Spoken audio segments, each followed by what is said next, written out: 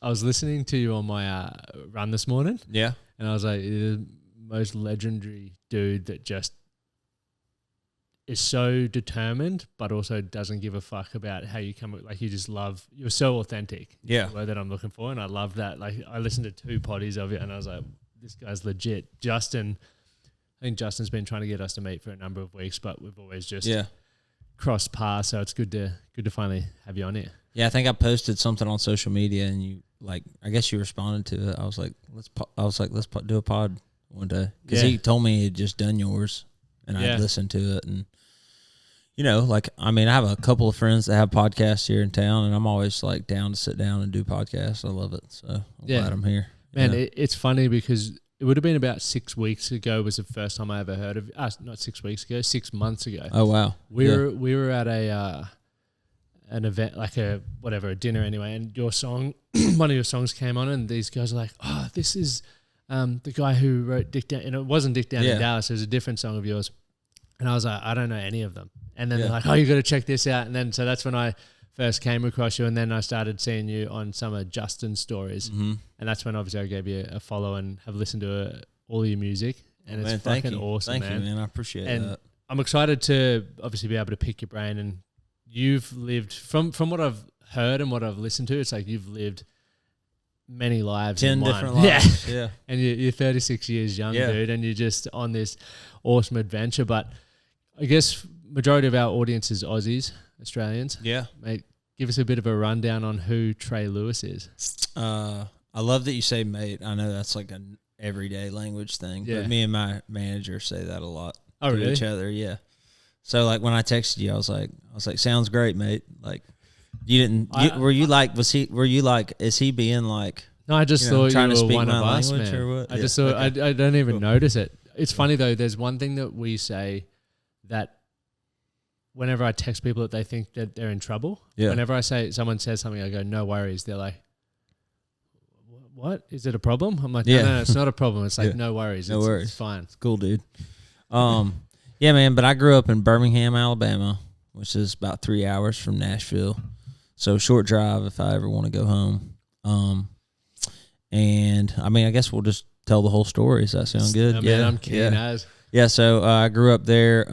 As far back as I can remember, I had a stepdad, and then I had a dad's house that I went to on the weekends. My parents divorced when I was like 3 years old, so I don't really remember that. All I remember is just, having the dad at home with my mom that I called dad, and then the dad that was actually my dad, on the weekends.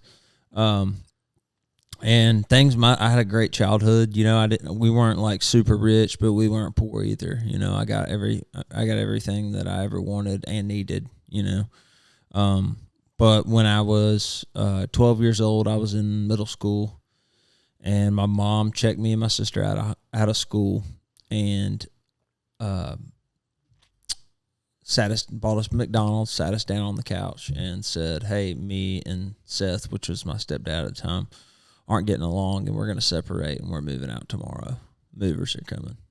It's a quick turnaround. That was like the hardest thing up until that point in my life that I'd ever been through. I couldn't even wrap my head around it, And we moved out, and I'm talking like my stepdad and my dad were close. It was very a great co-parenting, as they would say now, situation. I played football growing up. My dad coached the defense, and then my stepdad coached the offense, and we won the Little League championship in 1996. Like, it was cool, man. But when we were moving out, it just shook me to the core. I guess as divorce does, and we moved from like this really nice house in a really nice neighborhood. I went to this school called Vestavia. I was from Vestavia Hills, and the kids there are usually pretty well off. There's like Mountain Brook, Hoover, Vestavia, and Homewood. Those are like the towns that are like really nice. And we moved from like this big 5-bedroom house, pool in the backyard, trampoline, all this stuff, to moving into like a smaller house on the other side of town, which I knew some people that lived over there, but I never lived there, And we move over there, and I really don't have like a lot of friends in that neighborhood. And I just kind of like, looking back on it now, I can see that's where like my isolation began.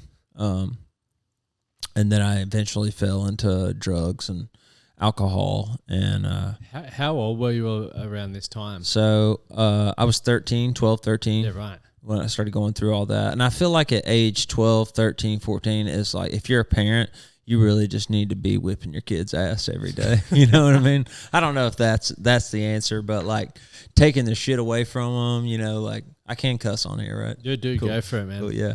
Like, you know, just like when you're that age, that's when you need that structure and support. Yeah, right? That structure and that support. And I didn't really have that at that time in my life. And I always struggled with school growing up. Like, I don't know if I had a learning disability or I just didn't, probably some ADD in there. You know, I was an Adderall riddling kid. Yeah.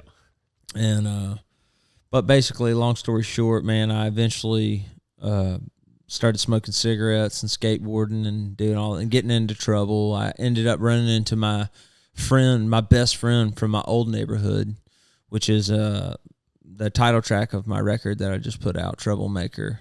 There's a line in there that says, the song starts out, it says, I used to hide in the weeds every time my best friend's mama would drive by to see that Frankie wasn't hanging out with the likes of me. So Frankie was my best friend, and Frankie had left that first neighborhood that I lived in, and I ran into him at the video store, and he now just lived right up the street. So it was like I had that sense of feeling of like, wow, my best friend's here. You know, me and him used to get in all kinds of trouble. We like smoke sticks, go down to the creek, like, you know, just getting in a lot of trouble together. And then we just kind of continued from there on, getting in more trouble together. And I have a sister that's 2 years older than me. And at the time, she was like drinking and smoking pot and stuff like that. And there were so many nights where I would wake up and I would, the police would be at our house, you know, my sister and my mom would be in some kind of domestic violence of some sort, you know. And like I remember back then telling myself, okay, well, I'm not drinking alcohol or I'm not smoking pot because, you know, that's what destroys families, you know, or like that's what happens or whatever. But I remember one day we were at school, me and the guys were just talking crap to each other on the tennis courts, and I was like, well, man, let's like, you know, we're not gonna smoke pot, but like our parents drink, like we can drink, it'll be fine. And we got this older kid to buy us 2 cases of beer, and one's not enough, straight to 2. Yeah, we got 2 cases of beer. I drank 8, my friend drank 9, and this other kid drank like 4. And I got sick that night. We like completely demolished this house and throw up. Like we threw up in between the couch cushions. Like I broke the toilet. Like it was bad. It was terrible. But I ended up not knowing where I was, and when I called my stepdad to come pick me up, which he wasn't my stepdad anymore. He was still in my life for a good bit.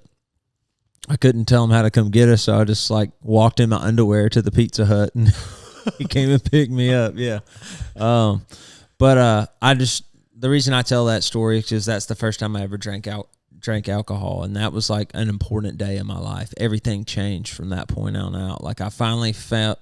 Like I feel like I walked around my whole life without an instruction manual on how to live life. Like everybody else got one and know how to, feel like they fit in. You know, like I feel like even in sports and school and stuff, like everybody kind of knew what they were doing, and I always kind of felt like the odd man out.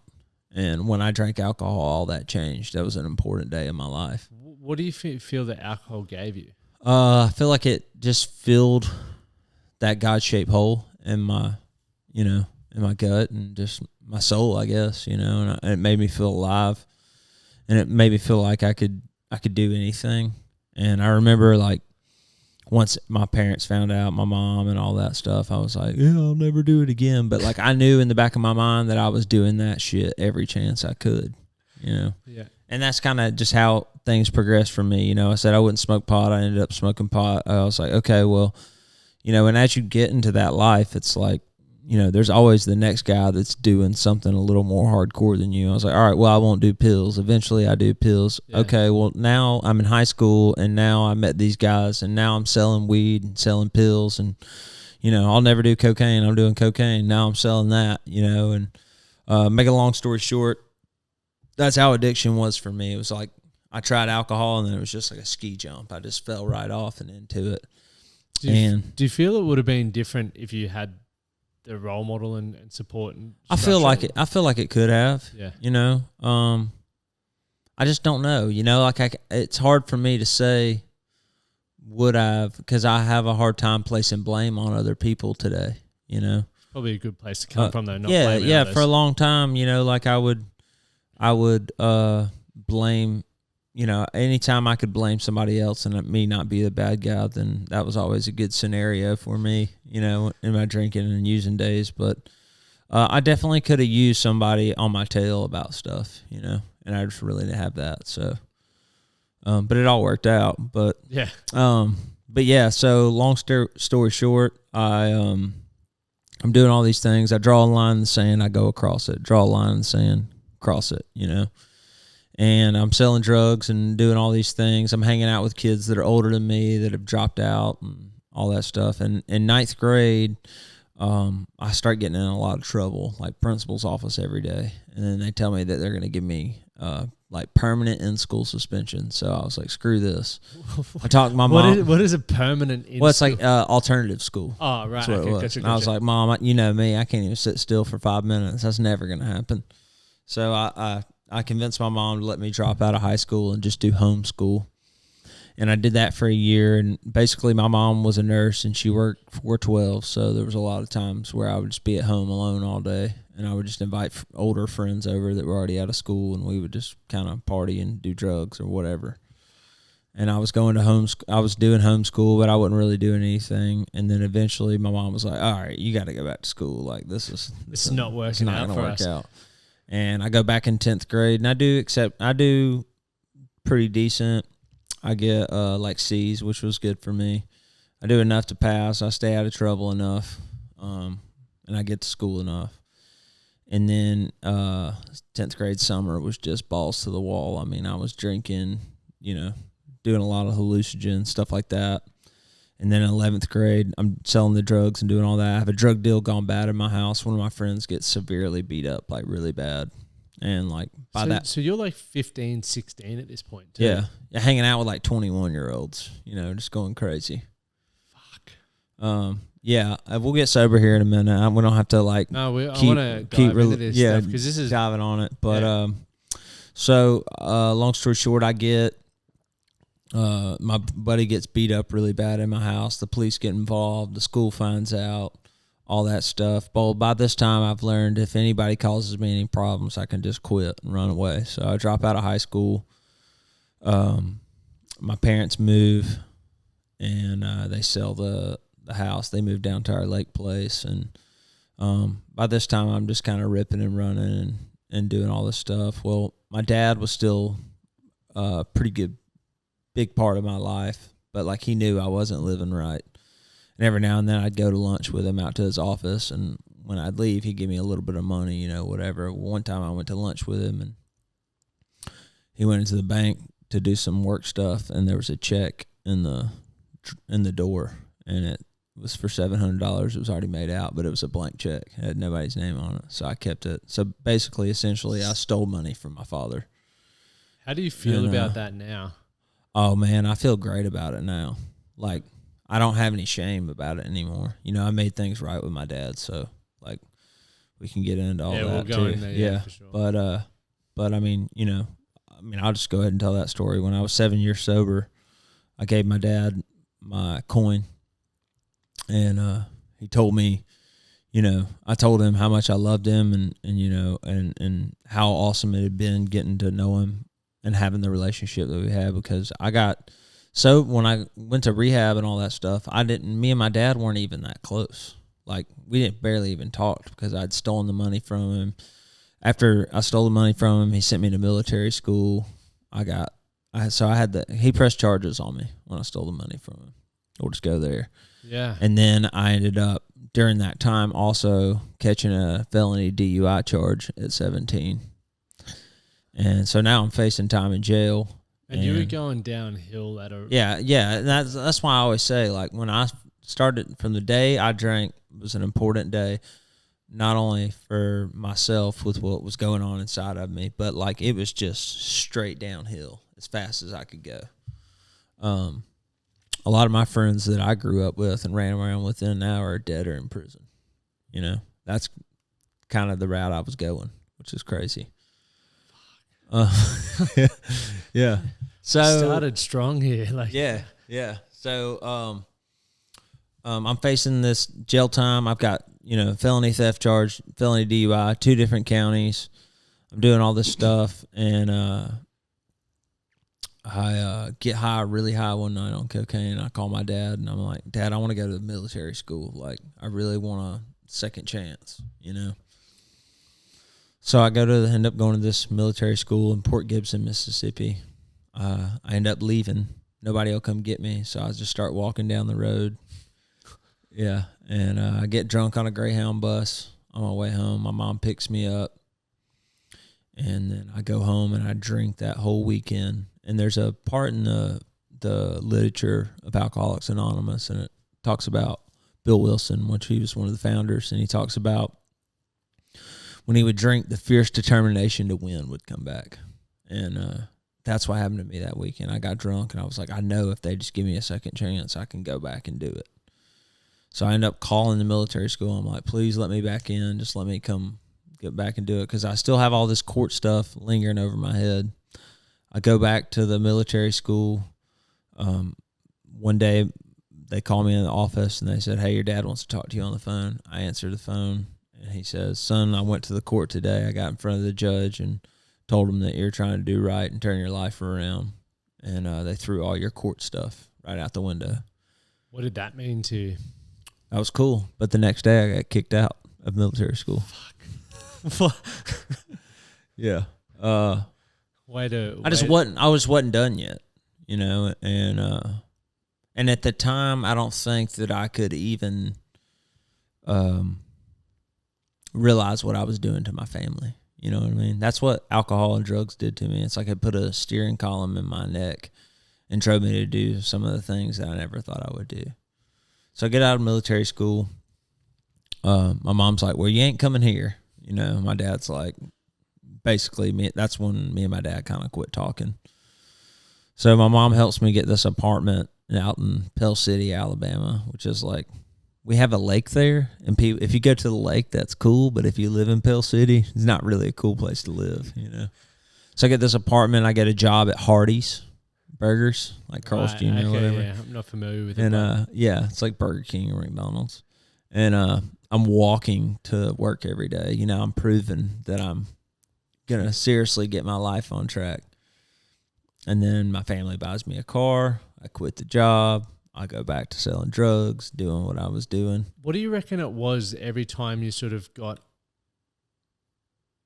whether it was validation or your family acknowledged the work that you were doing, you sort of just pull back? I think it was just selfishness. I just wanted to do what I wanted to do, and I just had that thing in me that all addicts do, just to like feel something beyond what you're feeling right then in that moment and do it no matter what.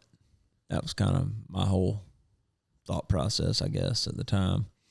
And I was young, and at this time all my friends were graduating high school and going to college.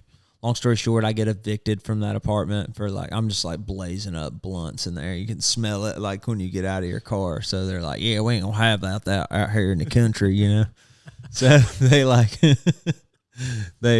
they evict me, and then again, my mom helps me again. She helps me get an apartment in Tuscaloosa where all my friends are going to school. My mom really loved me. She didn't know what the right thing was to do, She just wanted to... She just wanted to see me be successful, and she just thought if I could be down there with my friends, then maybe I would go get a GED and want something better for my life. Well, I just go down there and I'm doing the same old stuff.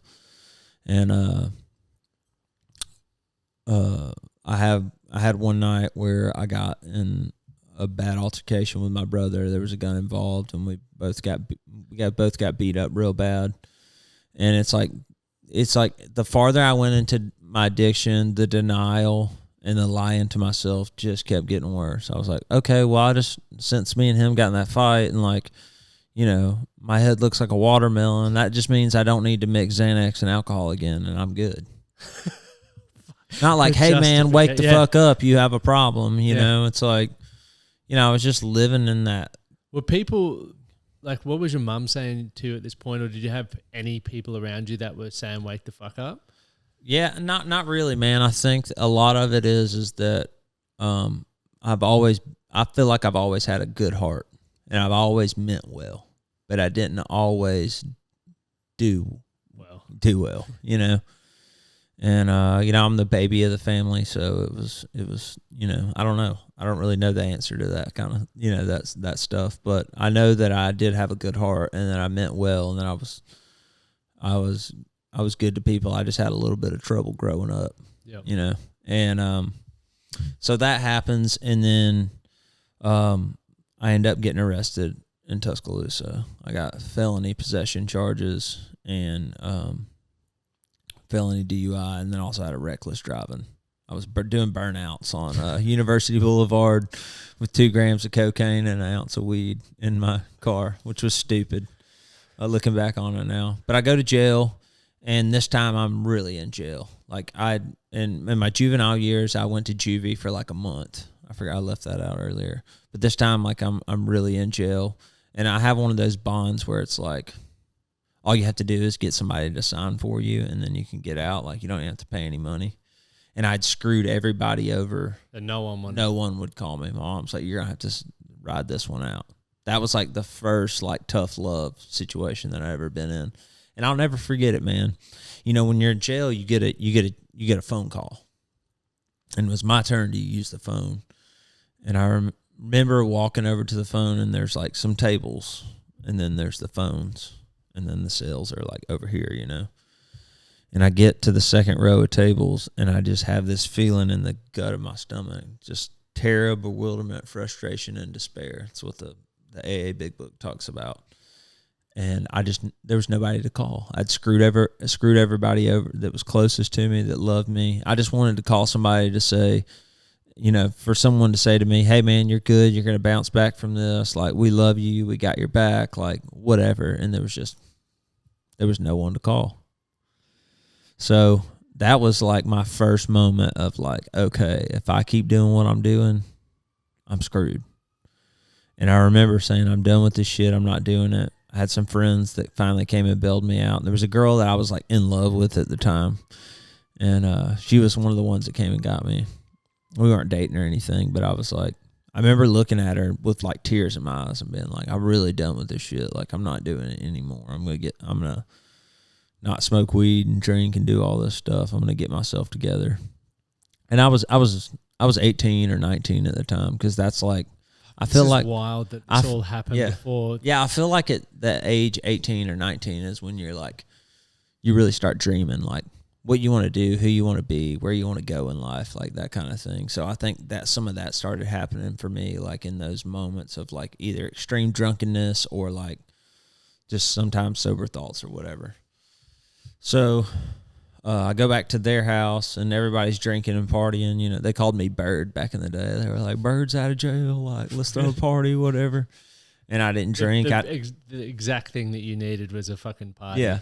So like I didn't drink. I didn't do any of that. And then everybody went to sleep. And then I'm sitting there watching Locked Up, that show, you know, about people going to jail. Yeah. And I'm thinking like, that's where I'm going, is jail. Like, cause I had already like looked up like what happens if you get this charge or whatever. It's like 3 years was like the minimum, you know, for that. And I was like, that's what I'm doing. Can I do this? You know, whatever. And then as I'm like watching TV, in the ashtray, I see a blunt roach. And I was like, I'm just going to smoke that. Nobody will know. I won't do it again after this. And then that started. That was another trip, you know, off the thing. And then by this time, like I had my apartment in Tuscaloosa, but I didn't want to go back there because I'd been arrested, blah, blah, blah, blah. And then we eventually shut that place down, you know, moved all my stuff out. And then I was just kind of sleeping on people's couches. And when they would get tired of me, I'd go sleep on somebody else's couch. My mom was a nurse, like I said earlier. I'd go sleep in her car during the day. She'd leave me the key so I could turn on the air conditioner. And so I was basically homeless, just kind of doing that thing. And then I just got sick and tired of being sick and tired. I called my mom one day and I said, I'm willing to do whatever. I just need to go somewhere and get some help. I need to figure this out, how to not be so out of control. I didn't know what sober was. I didn't know what recovery was. I didn't know anything about, the way I was about to live my life for the next 17 years, but I didn't know anything about that. I just knew that I needed to go somewhere, because I'd been to asylums, psych wards and stuff like that. And I'd been to juvie and jail and all that stuff, but I didn't know what being sober was, And, so I go to this place called Bradford Health Services. It's in Warrior, Alabama.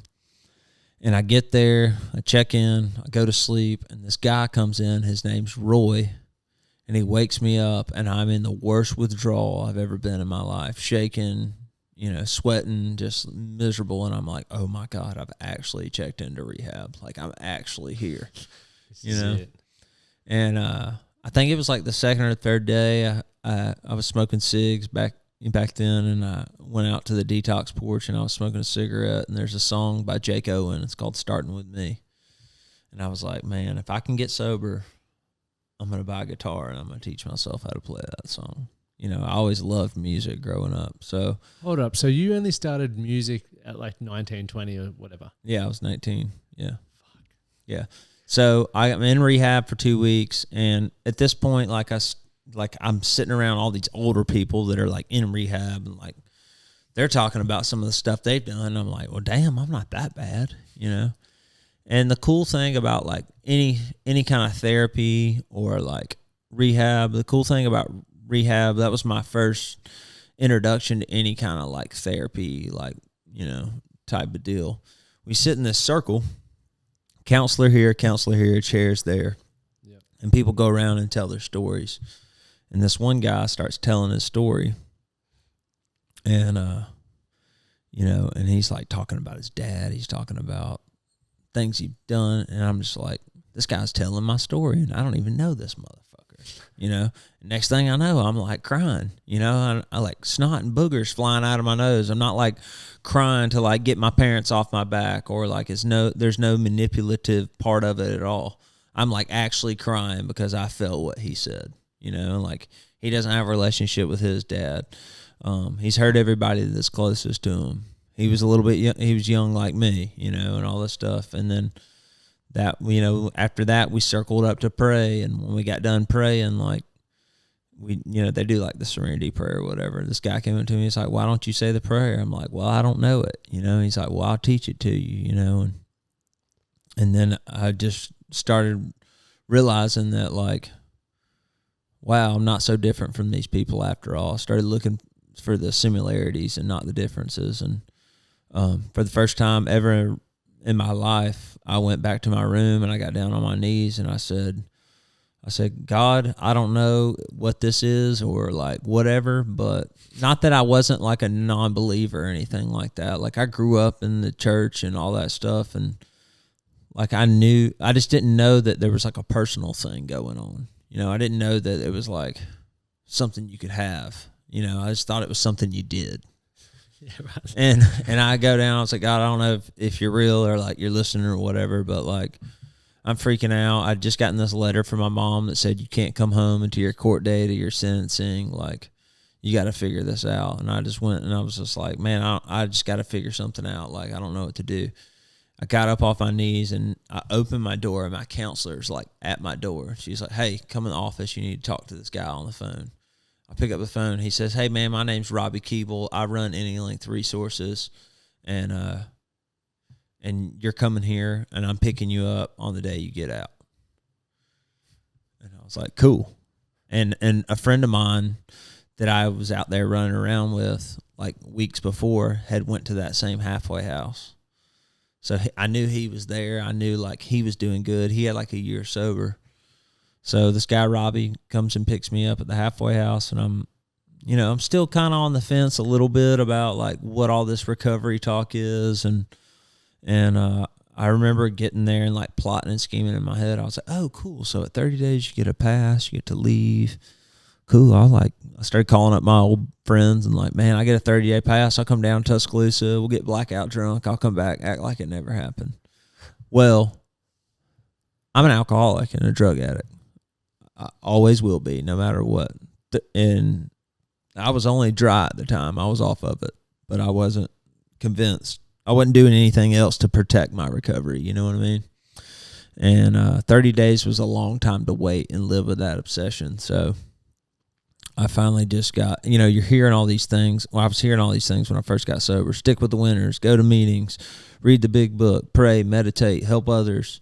And I really wasn't doing any of that. And I remember walking into the guy that, the office, the guy that ran the halfway house. His name was Steve Ginn. And he's an older guy, and he's just like doing his hands like this on the desk. And he goes, well, look, man, here's the deal.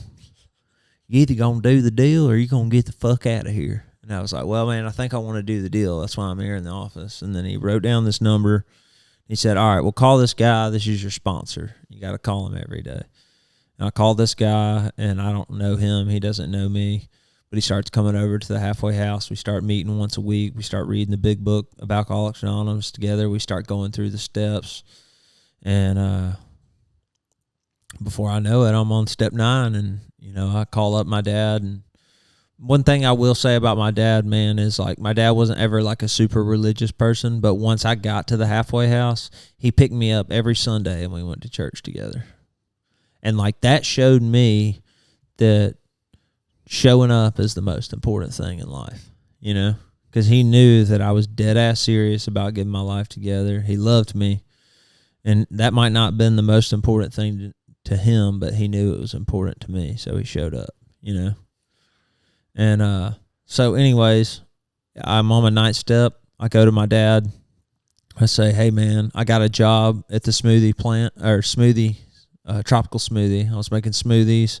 My grandfather gave me a little truck. I was driving it around, and I was just going to meetings, and I was sponsoring other people, helping other people, living at the halfway house, just doing my thing. I got an iPod. Remember those things? Yeah. I moved on from I had all my music on there, and I was going to the gym. I was just living life, man, just trying to figure it out. And I was in a whole new world because I had done the work. And the obsession to drink and to use alcohol had been removed from my life. I was experiencing God like burning bushes, just like awesome. I'll never forget, I went to dinner with my family one night. I was sitting at a traffic light by myself afterwards, and I just started crying, and I couldn't stop. And it was because right there in that moment, I felt like I was exactly where I was supposed to be for the first time in my life. Like I was doing what I was supposed to be doing on this planet. It was the coolest thing ever. I know it sounds simple, but it's pretty awesome. Well, it doesn't, because I feel like, even for me, the questions I want to ask is like, what do you feel were the main things that put you in that position? Because, you found the job, which you had a job previously, you got given a car previously, and it always, let's say, fuck it up. Yeah, fuck it up. But you didn't this time. So what do you feel from all the things that you'd been doing in that period? Was there any ones that were the key part for you? Yeah, man. I mean, I always say this, and I don't say this, like, I don't apologize for it or anything. People always ask me, how did you get sober and stay sober? And I those 12-step fellowships saved my ass. Like those steps are there, and they're a clear-cut plan that works if you do it, 100% thorough and honest. And at the time, I did that as hard as I could and as good as I could. And since then, I've been back through and but continue to work on things and make myself better. But that was the difference, is that I connected with something bigger than myself, as a group. I had a group of people that were all doing the same thing and trying to grow and do all that, but also had a connection with a power greater than myself. And that was the biggest change for me. And it's not like a hokey pokey, like, I found Jesus, but, sorry, that's my phone dropping on the floor. But it's like, that was really it. I mean, that was the deal, man. And I was 9 months sober. I went to my father and I said, look, man, I stole this money. I did this. I listed a laundry list of things. And I learned in the amends process that it wasn't about saying you were sorry. Because, I mean, how many times did I say, I'm sorry for doing this, I'm sorry for doing that, and then turn around and do it again? It was about making the things right. I said, look, man, this is what I did. There's probably other things that I did that I don't even know I did. But this is what I did, and I want to know what I can do to make it right between the two of us.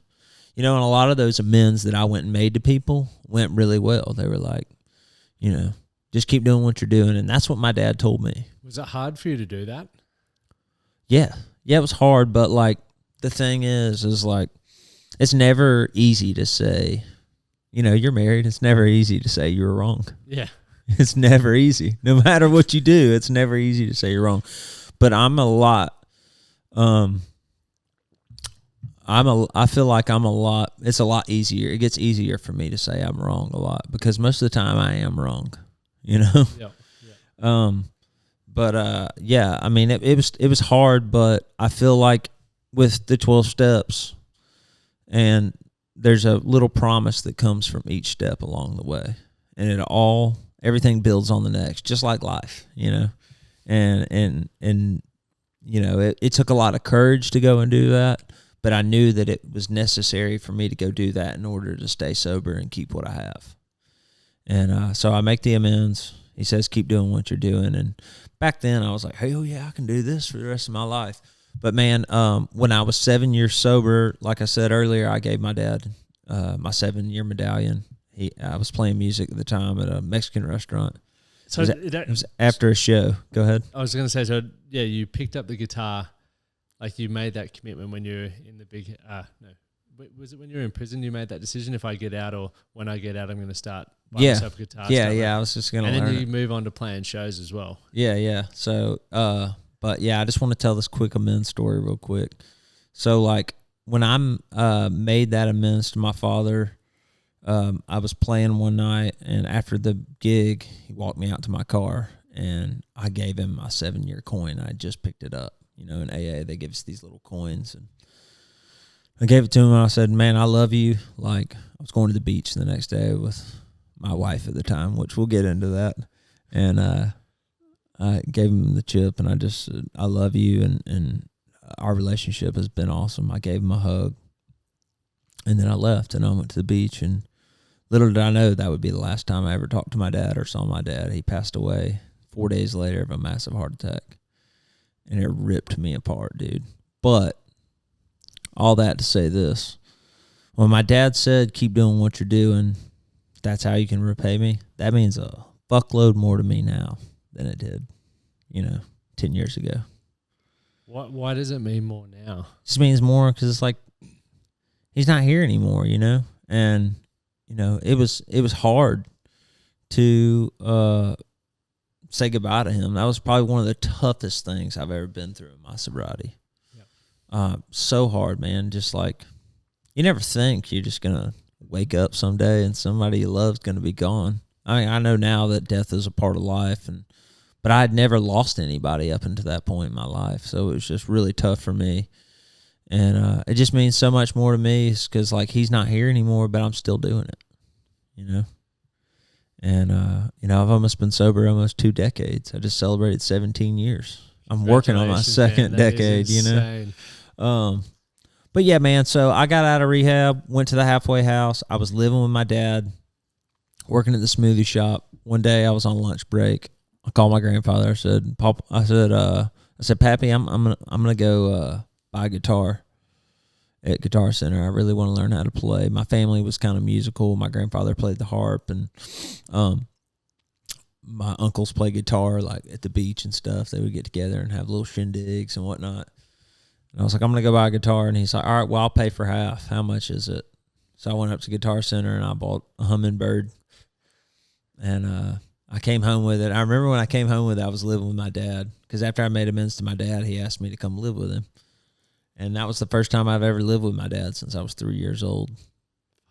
And I remember just being like, Dad, I bought this guitar. It's cool. He's like, oh, well, you better learn how to play it because everything else you've brought home and every bright idea you've had has gone south. So I'd like to see you play it. And then next thing I know, I'm like playing Wonderwall and like Sweet Home Alabama. Every rose has its thorn. It was like from the first time I strummed that first G chord, like I just like, man, feels better than drugs did, or felt better than alcohol did, you know. And that was like, I didn't know that was going to be what I was doing for forever. So how I got into music, like actually like doing it as a career, big part of the 12 steps is giving back, helping other people.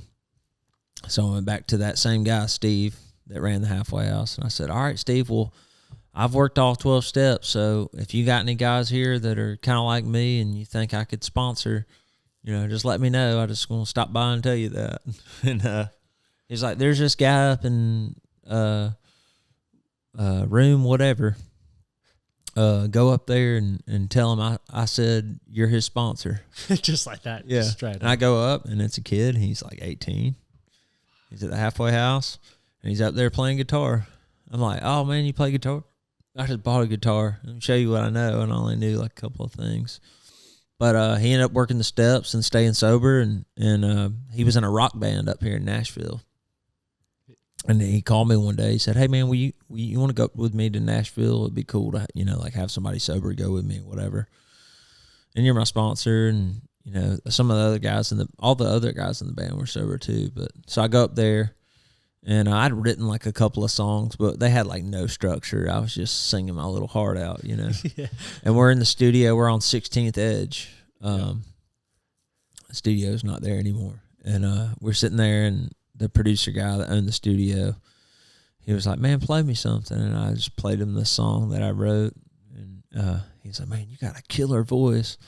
Long story short, that blossoms into a friendship. And he's like, yeah, man, if you'll like come up here and quit your job, and I'll do a whole record with you. Like, I believe in you.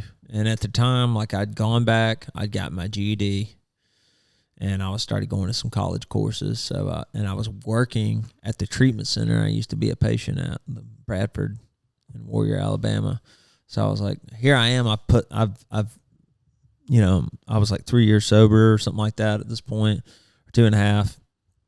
I have some stability in my life. I'm kind of doing what all my friends are doing, you know, like as far as going to college and like getting. Is it tough at college? Because the college life is pretty party focused, right? Was it? I was at like a community college, right. You know, like I was taking like the most basic classes you could take. But I know that wasn't like what God wanted me to do now, like looking back on it, because I would have just struggled so hard with that. Yeah. And so I'll go and talk to my family. I'm like, hey, I met this guy. His name's Wes, and blah, blah, blah, blah. Like, he wants me to come to Nashville and do a record. Well, at the time, I'd like also met this girl, and we just went on our first date. So come up to Nashville and end up living up here for like 6 months, cut a record. Started dating that girl at the same time. We move in together. She lives with me, but I'm like back and forth doing this Nashville thing. And one of my songwriting friends that I'd met up here, I cut some of his songs on my record. We ended up doing a whole record. I was like, man, I think I'm going to move up to Nashville. Like, I'm going to break up with this girl, like whatever, and just come up here and do it. And he's like, man, you're young. Just go back to your hometown, build up a fan base, get your chops up. You hadn't even played a gig yet. Like, just come the big fish in the small pond type thing. And I was like, you know what? You're right. So I moved back to Birmingham after I do the record or whatever. And I ended up getting married to this girl. And she's also... So, yeah, you didn't break up? No, we didn't break up. I tried to, but it didn't work out. But she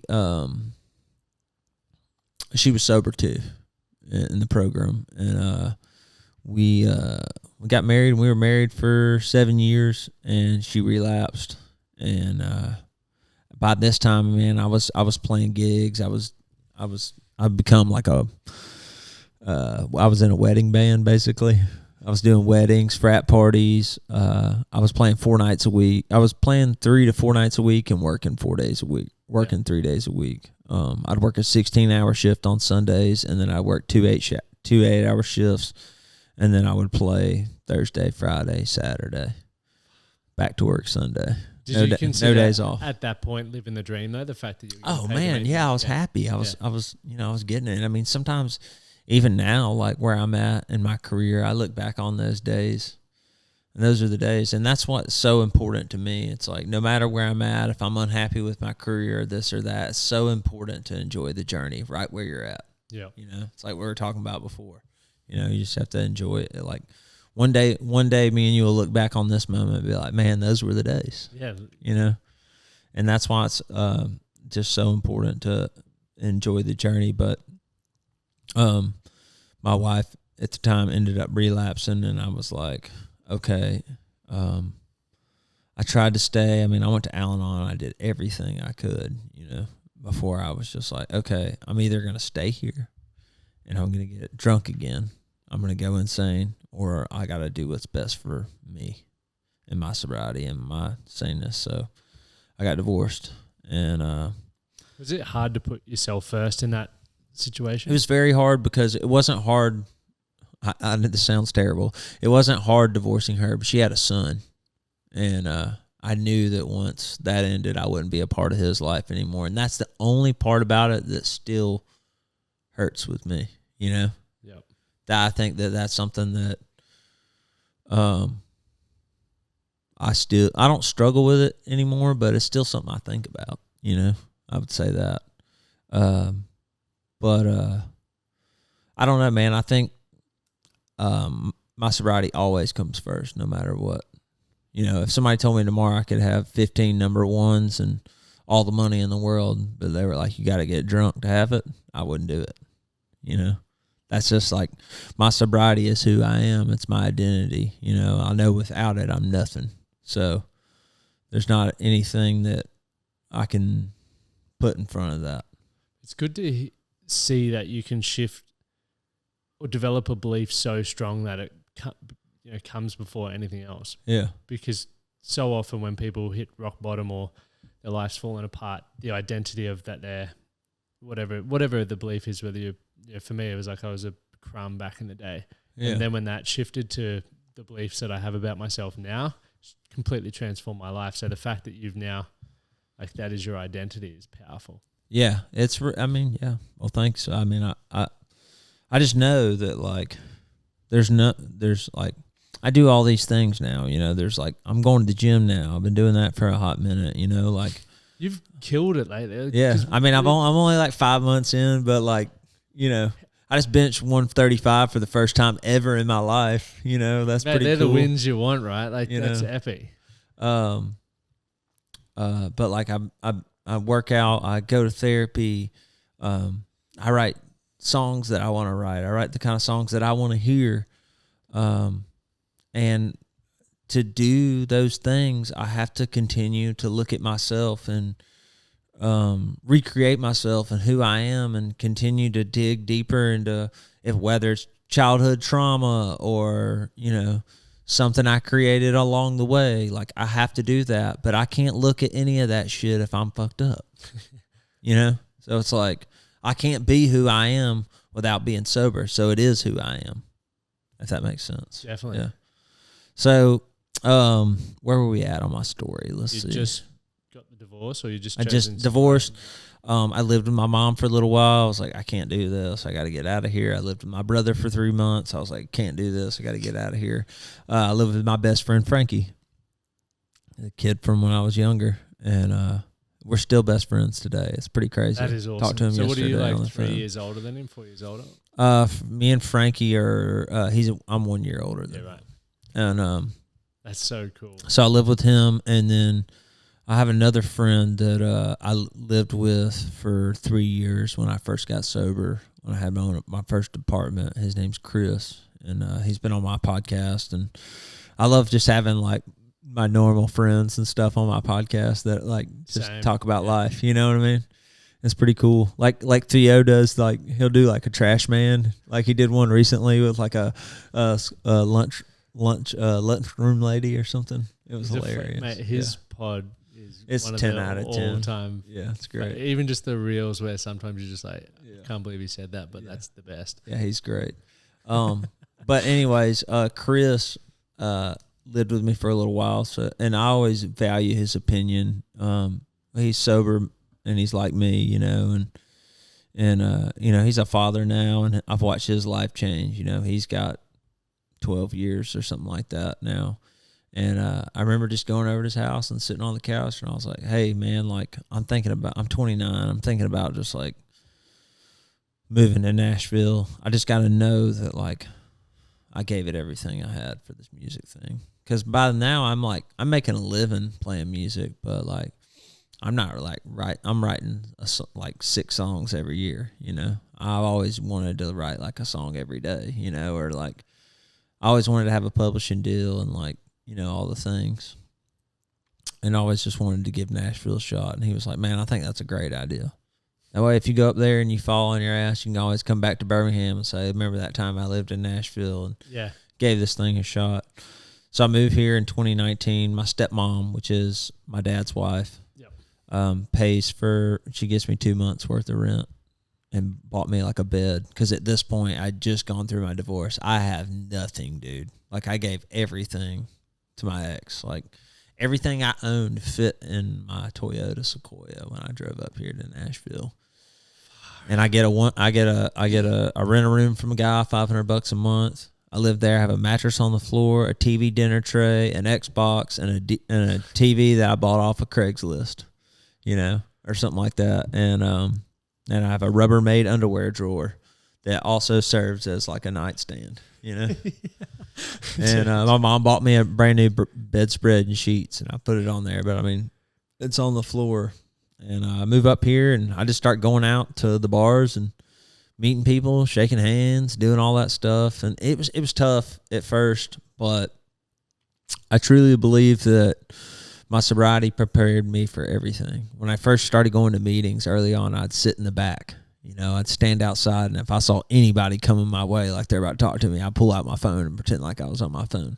But the longer I stayed there, the longer I kept doing the work, kept doing the thing, stayed committed to the process, the more I felt like, hey, I belong here. I've done the work. I'm here, you know. And I started making friends, you know. And that's the same thing when I came to Nashville. I'd walk into the bars. I'd go talk to somebody, probably be the 10th time of introducing myself to them. That's what happens here, you know. I'd say something to them, and then it'd be like past midnight, and they'd be like, shlam, shlam, shlam, shlam, you know. They would be like, they're drunk. And I'd be like, okay, well, cool. Tonight's not my night. I'll leave. And I remember getting in my car and just like feeling empty and like, what the hell am I doing here? And then just being reminded, like, hey, it's okay. You don't have to figure this out right now. Like, you're here for life, baby. You know, you just got to get up and try again a different day. You know, I remember telling myself that. And anyways, I end up meeting some people. I start writing songs. I've got 2020s coming up. It's going to be the best year as far as like frat gigs and stuff. I'm going to get in the studio, record some songs. Like I'm starting to like make a, you know, I got this beach gig down at the beach where we go down there for like 2 weeks. They put us up and they give us 2 hotel rooms. That's so good. And like, you know, we're doing like this residency. We're making like $800 a day as a band. Like we're gonna, you know, I'll be able to pay my bills at least for 2 months off of that, you know, gig, and everything's lining up. And then we do our first 2 weeks, and then we come back home, and it's COVID, and everything's shut down. We're not doing anything. But man, I'll tell you what. So I'm up here in Nashville. I'm meeting people. I'm writing. I'm doing all the things, but I'm not hanging out with anybody. You know what I mean? Like I don't have any like real connection other than the 4 hours we spend together while we're writing the song. Yeah. I got to go back a little while. So I used to play in this bar called Sky Bar. It's in Auburn, Alabama. And I used to play down there once a month. It's the biggest bar on the college campus down there. And one night I was in there. I was singing Big Green Tractor, and I was changing the words, take you for a ride on my big tallywhacker. And it was hilarious. Sometimes I would do that like just to see if people were paying attention, you know. And this guy came up to me that night and was like, man, that was hilarious. My name's Matt. Gave me a fist bump and then walked away. I never thought anything about it again. I was at Revival, which was around here in town when I first moved here. And this big tall guy comes walking up to me, taller than me, and he goes, hey, man, I'm Matt. I met you at Sky Bar, and you were changing the words to whatever. And he was like, man, I just moved here in October. I was like, man, I just moved here in January. Like, he was like, well, I live out here in Hermitage. I was like, dude, I live in Hermitage. And I was just following. I was like, dude, I guess we're hanging out, you know. And we're become best friends. So yeah, exactly. So me and him start hanging out and playing Madden together. And Matt McKinney's like one of those guys that he's a songwriter here in town, but he's one of those guys that he's like, you may have had a friend like this that just like connects different groups of people that wouldn't normally mix, you know? I guess kind of like Jay Todd, you know? 100%. And so we kind of like formed this like friend group. Some of these people were already friends, but we all during COVID, start hanging out. You know, the first month, nobody went anywhere or did anything, you know, for COVID because we thought we were all going to die, you know? And then we were just like, screw it. Let's all hang out. Let's build the Nashville immunity. You know, we're like hanging out we're hanging out at each other's houses in the backyards and all this stuff. And McKinney shows me this song one day that he wrote called Dick Down in Dallas. I was like, it was just a work tape. It was funny. They started opening up restaurants again. We went to Chili's, me, him, and my roommate at the time, Mitch. And we're listening to the work tape, and we're just like, I'm not thinking anything of it. And my roommate Mitch goes, man, if this was a song right now, I would buy it. You should cut this, Trey. And I was like, he's like, and you should put it on TikTok. I didn't even know what TikTok was. And I went home and I went in my room for a minute. And then I told McKinney to send me the lyrics and the work tape. And I learned the song. And then I walked in the room and I go, you know what? Fuck it, man. Let's do it. I've been putting out music since 2013. Like, this will just be like a funny Nashville song. Let's do it. And I start playing the song at all these bonfires and the whole friend group singing it. And then I play around over here at Live Oak. And I play the song and everybody in the bar knows it because it's all our friends. Somebody takes a video. It ends up on Facebook. Ends up on Call Her Daddy's Facebook group. Really? And then, on their, like, they have like a fan Facebook group. It ended up on there. And then from there, McKinney got it put on Old Row. And that was like the first viral. I'm talking like maybe 40,000 views. But to us back then, that was like, holy shit, you know? So by then, we're definitely going to record this song. I'm like going back and forth, like, how am I going to do this? Am I going to do more like a Corey Smith vibe, like just like acoustic, you know, like sound like, or like that Rehab song, you know, sitting at a bar on the inside. But Maxwell, the guy that was producing my music, Alex Maxwell, he was like, no, dude, we're going to like full on do this. And I'm laying in bed, and Grady Saxman, he's a drummer here in town, and he has Saxman Studios. A lot of people have recorded out there. And he's played on everything I've done since 2013. Really? Yeah, he's like a good friend. He just sends me a text, and all the text says is Dick Down in Dallas. And I called Maxwell. I was like, Alex, dude, we're going to Grady's to record this, because he just texted me. And like, I show up over there. I think I paid $1,200 for the recording. Saul Littlefield played bass, acoustics, and electric. And Grady played drums. And then Alex Maxwell did all the extra piano, the oohs, and all the backgrounds. We did that the next day. Song was done in 3 days. We had it mixed and mastered, and then we put it up on the internet, you know, for online distribution. And we decided that we're going to put it out December 1st, because there's like No Nut November, December 1st, right. Dick Down Dallas, funny. And then we get a call from the distributor, and they're like, yeah, man, if you put the song out today, it's going to be number one. You know, like, I was like, what?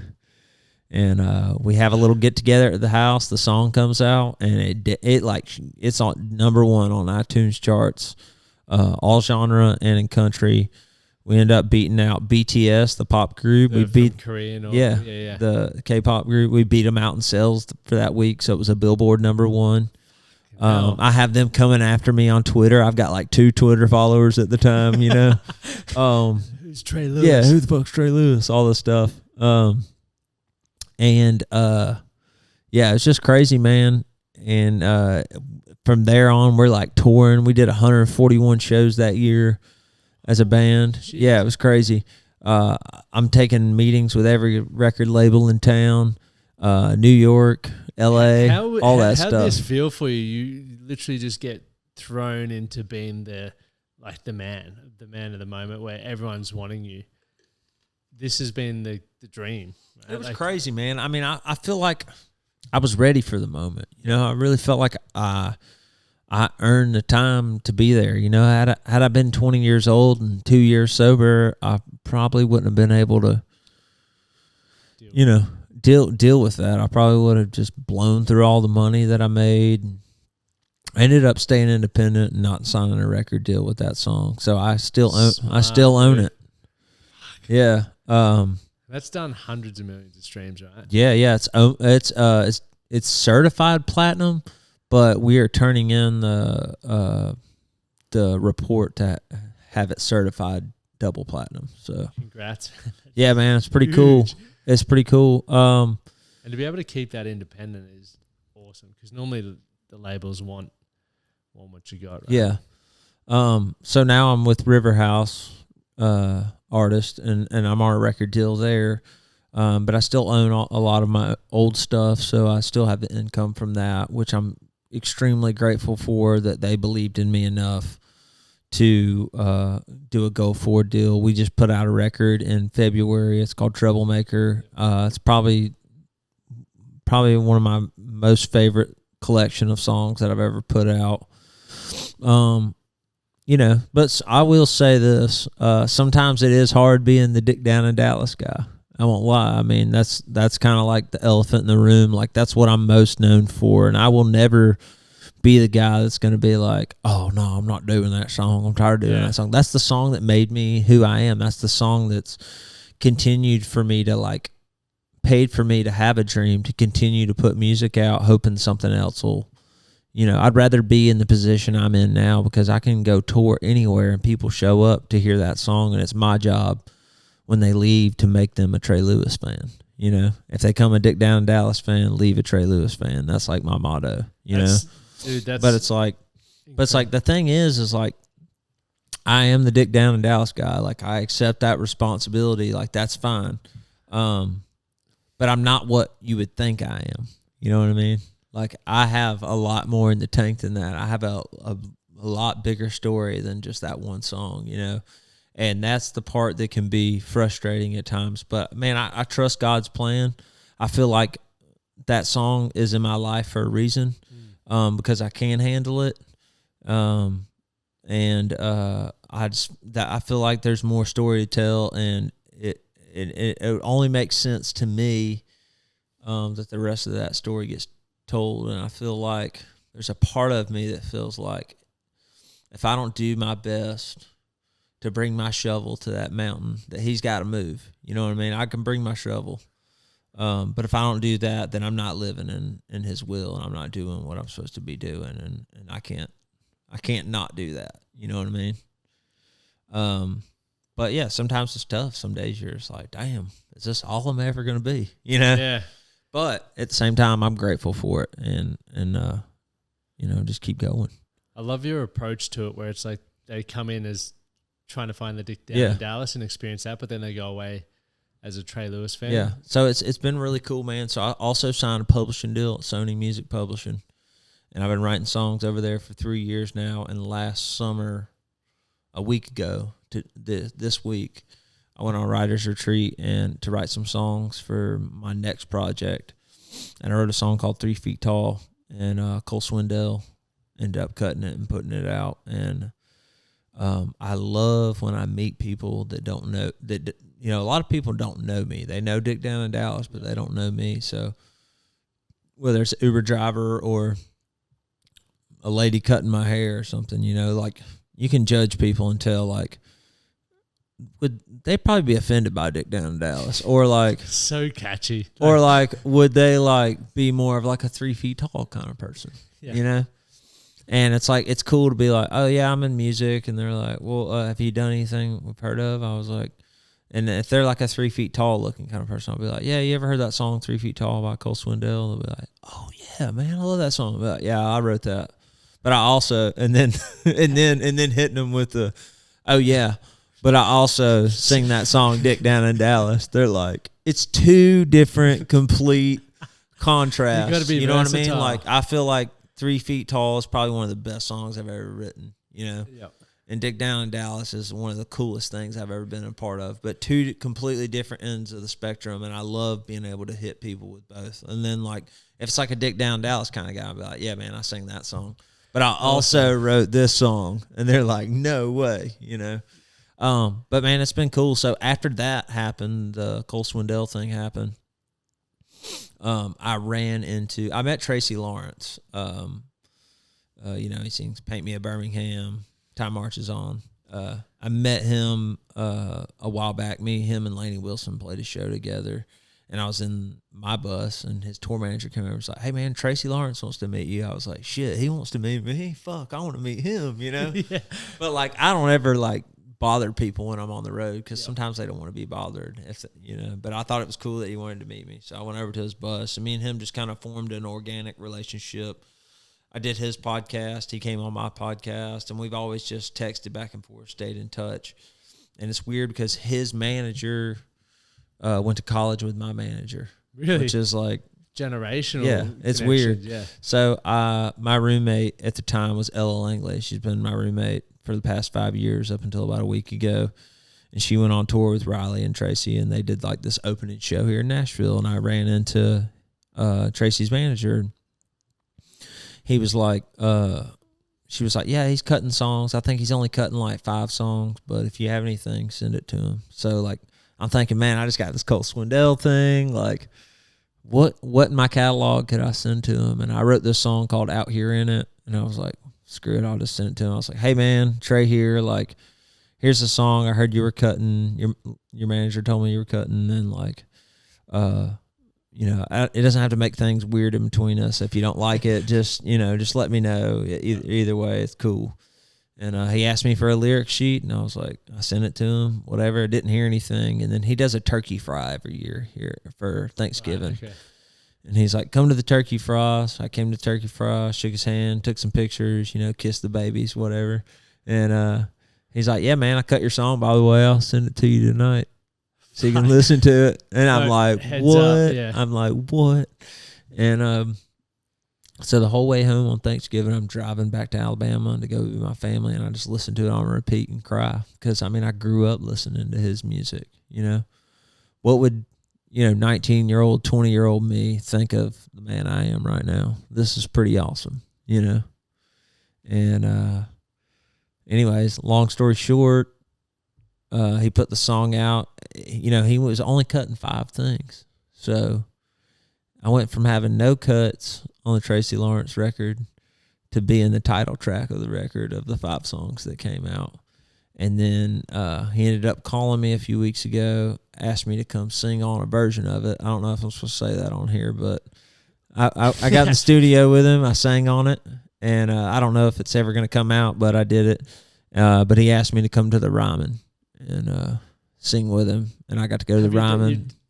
And it was pretty funny because his band. Is that a goal of yours?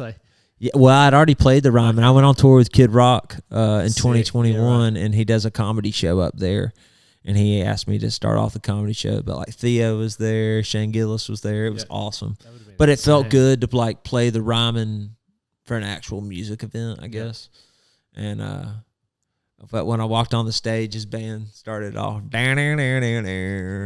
how they introed me to the show. They're like, "Yeah, we're not doing that song tonight, but Trey Lewis wrote this song with me, and we sang it together, man." And it was the coolest thing ever. Can't dream that shit up. Yeah. It's crazy. What do you have left? I know you've said throughout this that it's important to be present and loving where you're at, but what's on the bucket list that you want to tick off? The Opry, man. I feel like it's a long shot for me. I feel like Why? I think because I am the Dick Down in Dallas guy. It's like the mega church of country music.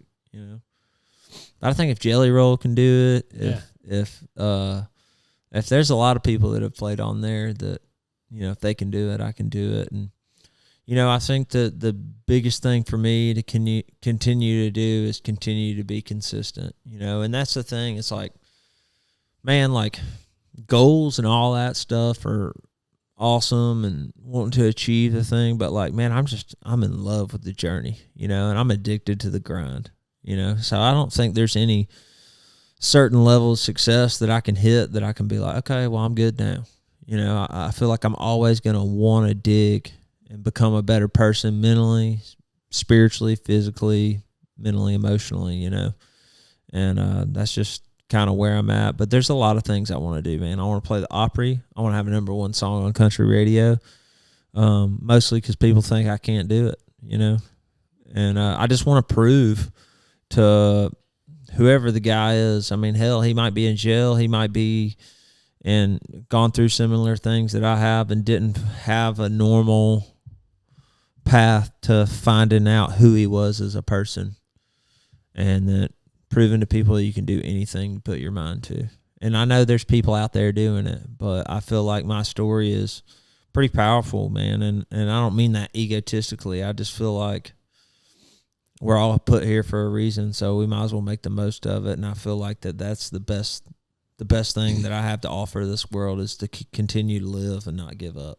Dude, it's a powerful story. It's one of the first podcasts in a long while where I've just been listening, just fully glued to hear what happens next. And I've also listened to a couple of podcasts of yours and know some of the stuff. But mate, it's been awesome to spend some time together and get to hear I appreciate it. It's been awesome, man. Thanks for having me on. I hope I didn't talk too much. No, man, it's been good. And for all the people who are listening, you go check out Trey on Spotify and podcasts and all that sort of stuff. I'll have follow me on social media. Send me you can send me a DM. Let me know you heard the podcast. I'll respond to it. If you got any questions for me. No dick down in Dallas pics. Yeah, no dick pics. Thanks for coming on, man. Yeah. Thanks, brother.